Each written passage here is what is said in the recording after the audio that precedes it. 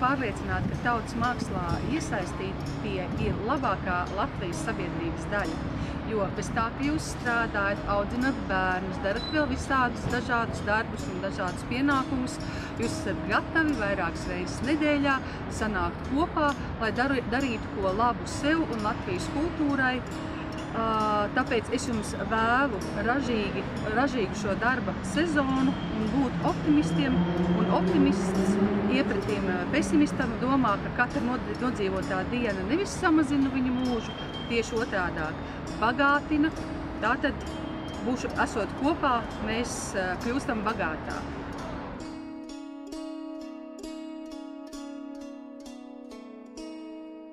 Mums ļoti pierasts, ka mēs dziesmu svētkos un deju svētkos redzam tos tūkstošus, dziedam un dejojam, bet tad, kad uz to lietu paskatās ar ārzemnieku acīm, tad pašiem par brīnumu jāatzīst. Jā, pašdarbnieki, tas ir mūsu fenomenāls spēks un brīnums, tāpēc, ka nevienam neienāk prātā ārzemniekam, ka to cilvēka dara par brīvu, un to dara savos brīvajos brīžos, tāpēc es ārkārtīgi lepojos ar savu tautu tieši šī iemesla dēļ, ka mums ir stipra tauta, kura pati sev var pieturēt pie zemes.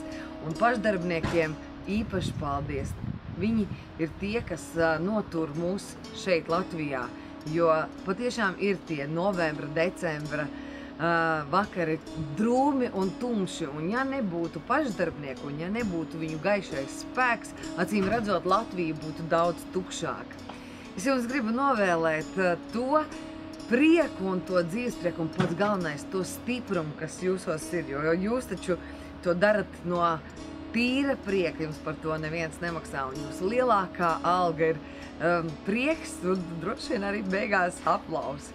Lai jūsu ģimenes jūs atbalsta un saprot, lai jūsu attiecības no tā tiek tikai stiprākas, un lai jūs gūstat milzīgu gandarījumu no tā, ko jūs darat, un lai mums, skatītājiem, arī ir kāds labums no tā.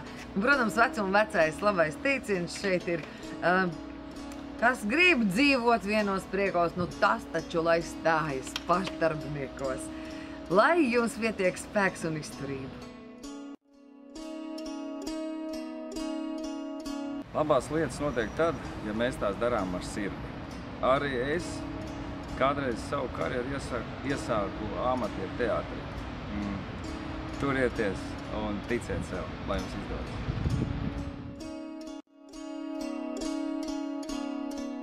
Ir aizvadīts brīnišķīgs dziesmots gads. Ko jaunu dziesmu svētku, Ziemassvētku dziesmu svētku.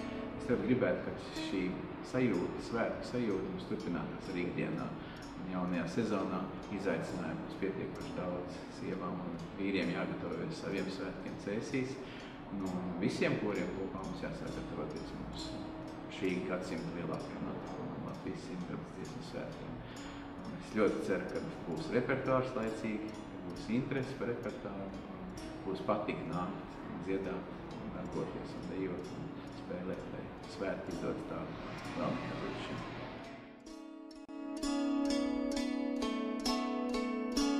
Caur daudziem dūmiem jāiziet cauri, lai uguni redzētu, lai pietiek drosmes neatkāpties un lai mums visiem ražana, varena un aizraujoša jaunā deju sezona.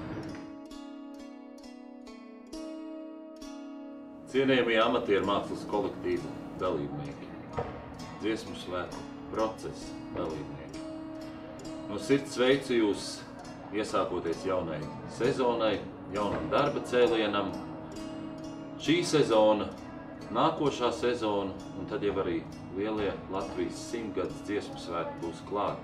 Jo tautas dziesmās šodieniņa, rītdieniņa, arī jau pati lielā diena.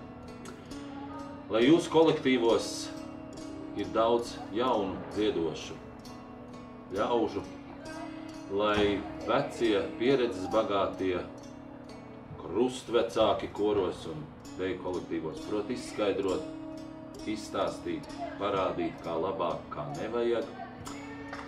Un lai mēs visi kopā pēc pāris gadiem, Latvijā, latvieši varam uzgavilēt augstu laimi Latvijai.